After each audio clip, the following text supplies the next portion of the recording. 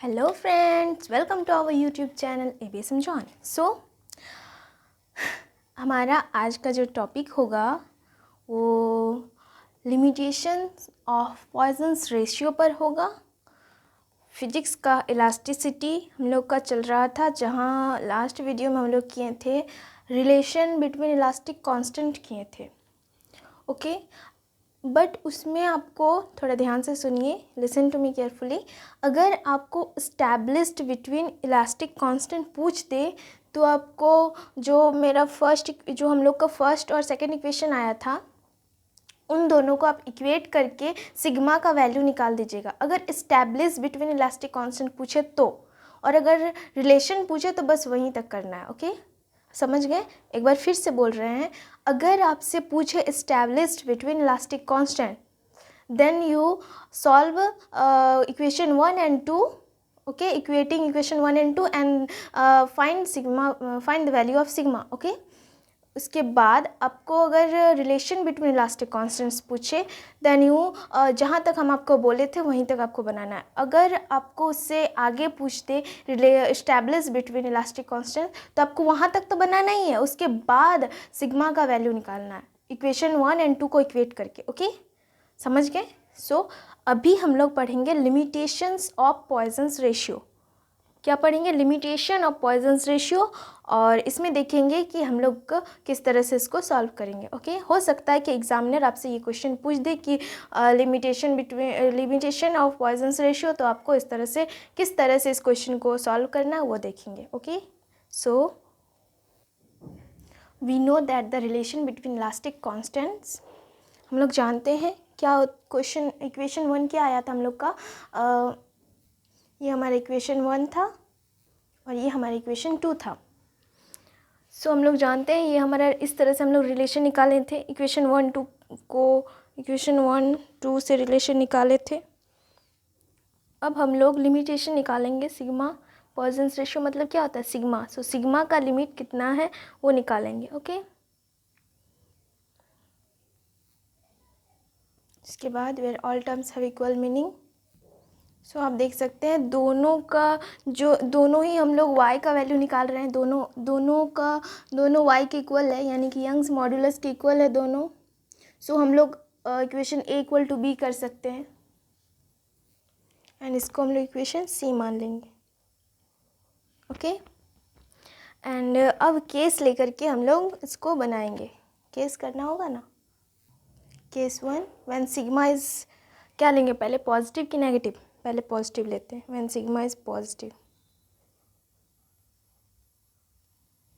Okay, positive है तो हम लोग इक्वेशन सी से, from equation C,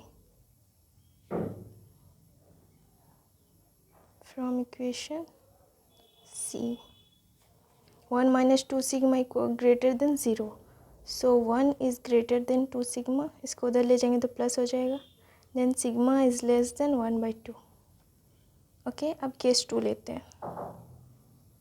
case 2, when sigma is negative, जब सिग्मा नेगेटिव हो तब क्या होगा? तो के from equation C, sigma is greater than -1। Now तो हमारा लिमिट क्या हो जा रहा है? सिग्मा -1 से बड़ा और 1/2 से छोटा। बट ये जो हमारा सिग्मा का वैल्यू नेगेटिव आया है, सिग्मा, उसके बाद सिग्मा जो है ना कभी नेगेटिव नहीं हो सकता। ये हमारा थियोरेटिकल लिमिटेशन है। ओके, इसको हम लोग लिख लेंगे, इट इज़ थियोरेटिकल लिमिटेशन। क्या है हमारा? ये थियोरेटिकल लिमिटेशन है, बट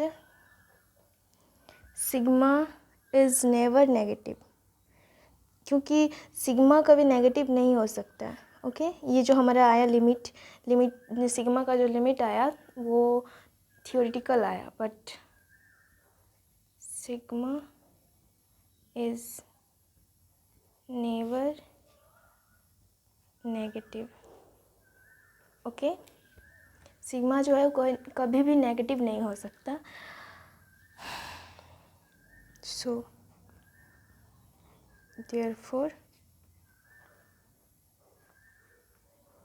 ऑब्जर्व्ड लिमिटेशन, तब हमारा क्या हो जाएगा, सिग्मा 0 to 1/2 हो जाएगा। ओके, लेकिन अगर सिग्मा का वैल्यू अगर सिग्मा केस 3 लेते हैं, case 3 when sigma is equal to 1/2 हो जाए, तब क्या होगा, तब फ्रॉम इक्वेशन ए से देखते हैं। फ्रॉम इक्वेशन ए क्या कहता है, y इक्वल टू 3k 1 - 2 सिग्मा, और सिग्मा के स्थान पर अगर हम 1/2 करेंगे, 3k को इधर ले आते हैं, इक्वल टू 1 - 2 सिग्मा, 2 × 1/2, 2 कट गया, 1 - 1 बचेगा तो 0 हो जाएगा। y/3k is equal to 0। So k tends to infinity. अब ये k इन्फिनिटी कैसा है यहाँ पे समझिए। देखिए क्या होता है, अगर k हमारा क्या होता है, बक मॉड्यूलस, और बक मॉड्यूलस क्या होता है, force per unit area upon change in volume upon original volume, ये होता है। Stress, bulk modulus normal stress upon volume stress, यही होता है। सो अगर dv टेंस टू 0 हो जाए, या फिर dv इक्वल टू 0 हो जाए, sorry, then k is equal to force per unit area upon 0, पूरा 0 हो जाएगा, force per unit area upon 0, और समथिंग अपॉन 0 क्या होता है, k टेंस टू इन्फिनिटी हो जाएगा। सो तब हम लोग क्या लिखेंगे, k टेंस टू इन्फिनिटी हो गया, देन बॉडी जो है वो हमारा परफेक्टली रिजिड बॉडी होगा। Okay, body is perfectly rigid body. So हमारा लिमिटेशन ऑफ पॉइजन्स रेशियो हो गया।